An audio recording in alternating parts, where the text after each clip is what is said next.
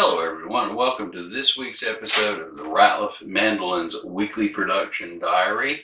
It sure looks like it's cropping up to be a very broken up week, one of those weeks where you do a lot of odd jobs and this and that around the shop and spin your wheels and don't get a whole lot done. It's what it looks like is going to happen. I know I'm going to be called away from the shop. 3 days this week, a funeral and taxes on one day and then a doctor's appointment on another day. And so there's going to be time spent outside of the shop. I have a couple of things in the back that are repairs that are going to keep me from doing any kind of production work. I've worked on them on the repairs on the weekend and just need to finish them up. So I'm going to have to spend some time doing that. But as far as mandolin production on the batch of mandolin goes, all 10 mandolins are up here now. We finally got the fretboard and everything glued on mandolin number 1, which was our final holdout last week. And so it needs to have its peg head bound. But I think my goal this week is to get finish, stain, and the first coats of finish on at least one of these mandolins. And looking at the job jar batch list, it sure looks like number 2 here is going to be the choice of that. It's a single piece back. It has a K&K internal twin pickup, black binding, and there's nothing left to really glue on this mandolin. So I think we're just going to pick it, pull it out, and make it primary goal number 1, other than the other stuff that has to be taken care of this week. Primary goal number 1, to get finish on this thing. Nice standard sunburst, I believe, is in the spec sheet. So mandolin number 2 is going to be primary mandolin this week. And so I'm just going to turn the camera on. We're going to film the finish prep process for this mandolin, and stick with us and watch that. Thank you for being here, and I'll carry the camera with me around this week. If there's anything else that might be interesting, we'll film it as well.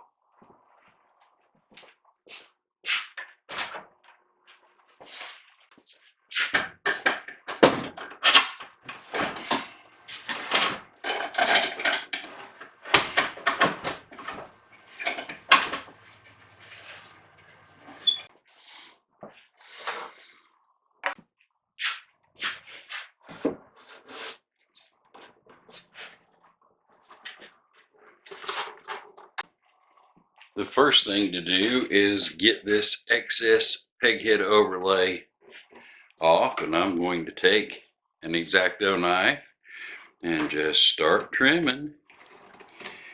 Clean all that up.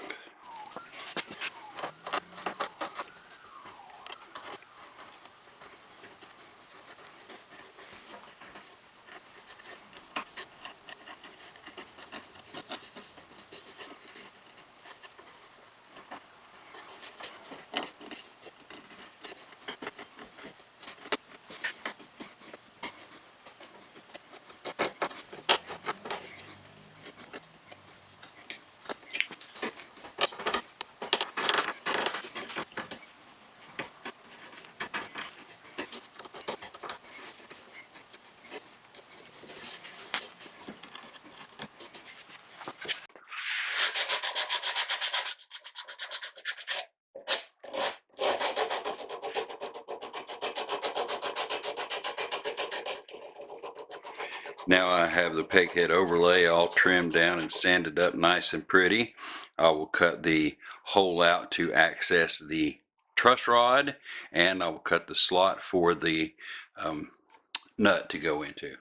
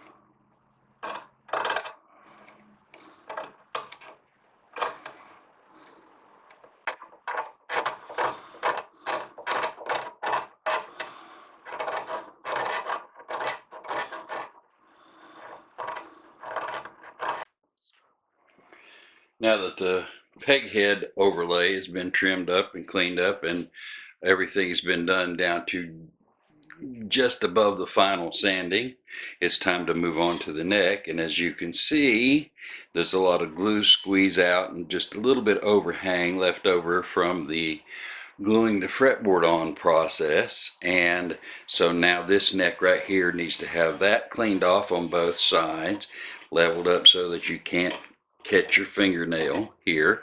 And then this dimension right here is still too thick, so it needs to be brought down to these dimensions. And then I have some templates that will allow me to shape the neck more or less the way I want it, one for here and one for here.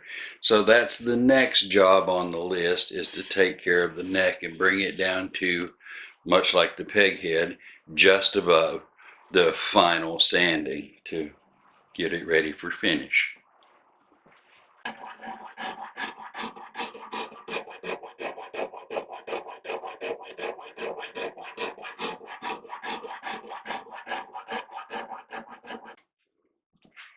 Now we're going to take a rasp and cut down the thickness of the neck, or the depth, I guess, from the front to the back, just straight across.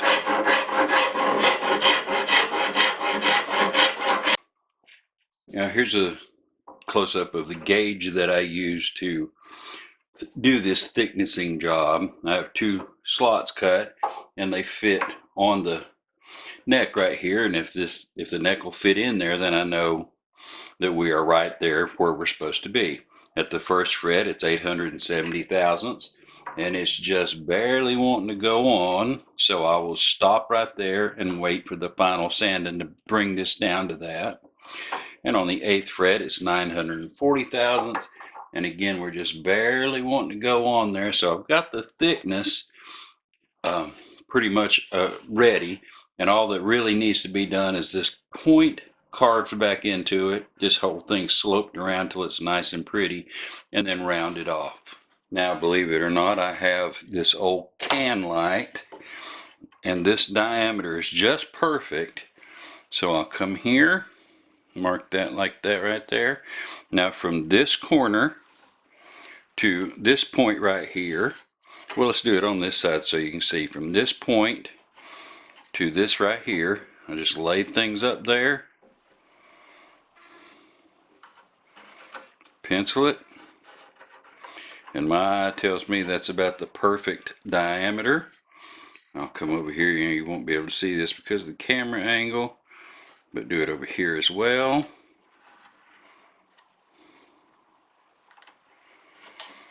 And that's what I'm going to, anything outside that pencil line, I'm going to slope from this flat area here to this fully round area here, just increasing the round until we get into the neck proper.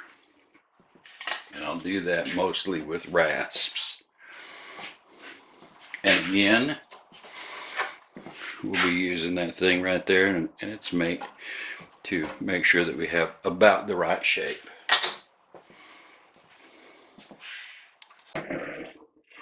And now that the rough shaping has been done, it's time to work our way down to the grits, starting with an 80 grit paper and just smoothing and blending everything in, getting rid of all of the rasp scratches and that sort of thing.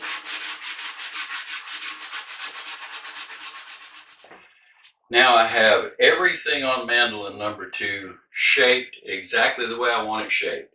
It's not final sanded, it might be rough sanded, but all of the shapes are made.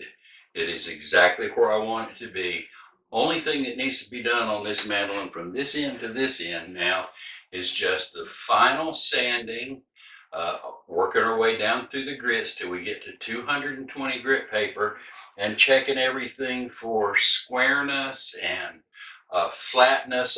I'll take a straight edge and I'll start going through here and looking at the places that are supposed to be exactly straight and square, checking for everything, any little defect that I'm not going to be happy with, that I don't want in the finished product. Now is the time to get this out, and while we're sanding it down to 220 grit paper. after it gets down to 220 grit paper, I'm going to wet it down, raise the grain. Now, I have described this process in past videos, but basically we're just going to wet the wood down so that the water goes in and swells up any compressed wood fibers and that sort of thing that should, in 99% of the cases, will expose us any kind of defects that are hidden beneath the surface. So if there's a scratch or a place where your fingernail dug in and compressed that wood, that water will go in there and swell those places out, and you'll be able to see them. And resand this thing once again to 220 grit paper, and then and only then will you be ready to put the finish on. But we're getting close to putting the finish on because everything is shaped. I'm not going to actually dig out any pieces of glass or scrapers or heavy grit rasps or anything like that to shape anything now. Everything from tip to tip is shaped the way I want it. Now we just have to get it slick enough to put the stain on. And I forgot to mention that that's going to take me the next 6 or 8 hours to do. You know, I got so caught up in telling you all about the sanding process that I forgot it really needs to have frets. I was about to get the cart before the horse.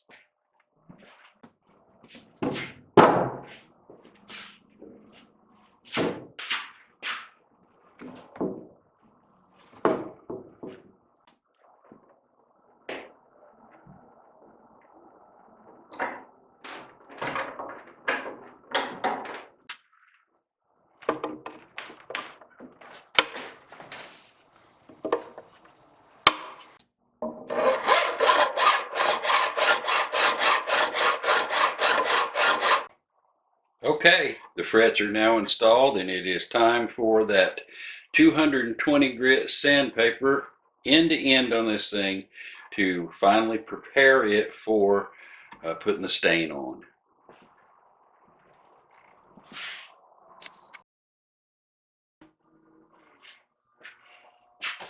Okay, after 2 days of making Mandolin number 2 pretty much the primary focus of the work around here, it is finally sanded down, cleaned up, touched. All of the nicks and bumps have been sanded out of it, and all the heavier grit sandpaper scratches, and it's all clean, and one would think ready to have its finish applied. But first we're going to do the grain raising process, and I'm going to take a rag, and I have a pot of water here, and I'm going to soak the surface real good, hang it on the wall, let it dry completely, come back and check it one more time, just kind of touch everything one more time with 220 grit paper, and then we will be ready to tape up the fretboard and the truss rod pocket hole and put the handle in the end of it so that we can apply the first coats of stain.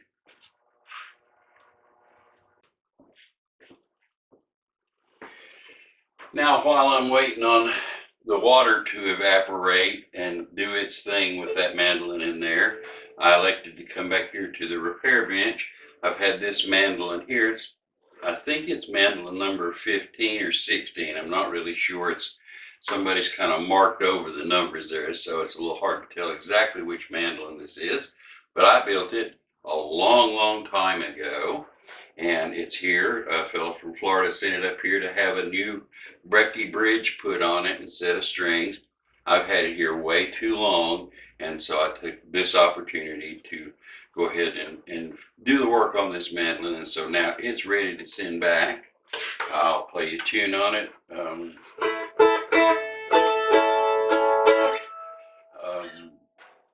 Head over heels.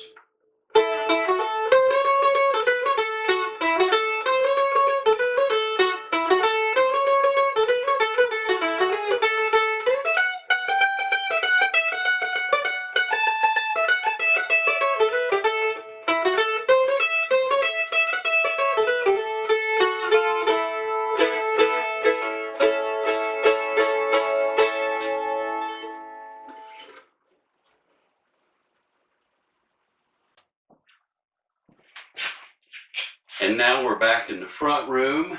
Mandolin number 2 has had plenty enough time to dry. And we're going to now take a fine-tooth comb and go over it from end to end to end and make sure that everything is sanded out the way we like it. We're going to put a handle in it so that we can hold it. And I'm going to put a piece of paper down here to keep the stain out of the F-holes. And we're going to tape the fretboard up so that no finish gets on the fretboard and that little truss rod pocket hole. And so at some point in the next 2 or 3 hours, we should be putting stain on mandolin number 2. Okay, number 2 has been all taped up. The F-holes have been plugged, got the handle in it, final sanded. We are ready to go. I am going to take a nice light medium brown and hand wipe that all over this mandolin. And then I will take the airbrush and start doing the sunburst in. And at some point I will start adding colors, either some yellows or oranges or reds, or maybe a combination of whatever this board right here tells me it wants me to do. And we'll get, the eventual goal will be a nice earthy tobacco brown sunburst. So we're going to start hand wiping some light brown.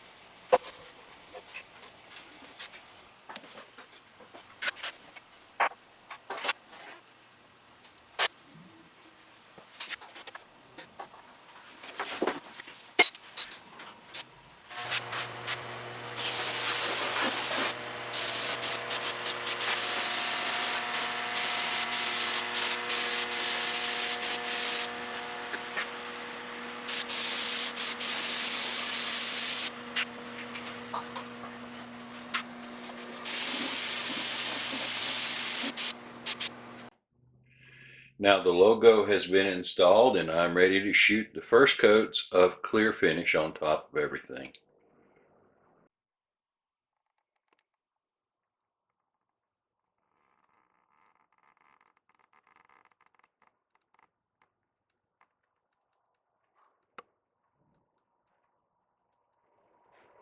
So I have all of the color put on now. So there's some reds and yellows and oranges and browns and all kinds of different stuff in there. And it's a very, very pretty tobacco type sunburst. So now number 2 is ready for its build coats of clear lacquer. And although it's been my primary focus this week, it's not been the only thing I've gotten done, as you saw with the mandolin repair back there that's ready to go back to its owner. And these mandolins hanging behind me here, they have had their peghead overlays trimmed off and cleaned up. And the truss rod pocket holes have been punched, so we've got that far done. And in the big room there, I have a table that I keep all my chisels and gouges and hand tools on, and I keep all my sharpening supplies on this table as well. And it's just been drug around and for the last years. And I finally made the splurge and bought one of those fancy rolling bases for it with the stops and everything. And I put that on and feel like I've improved my life just a little bit. And so now it'll roll around instead of being scooted across the floor. Did that this week as well. So it's been various things that's gotten done. It's been a very busy, cluttered up week, but we got a lot done. So thank you so much for staying all the way to the very end. And I will do this again next week and hope to see you back here on that episode of the Ratliff Mandolins Weekly Production Diary. We'll see you then.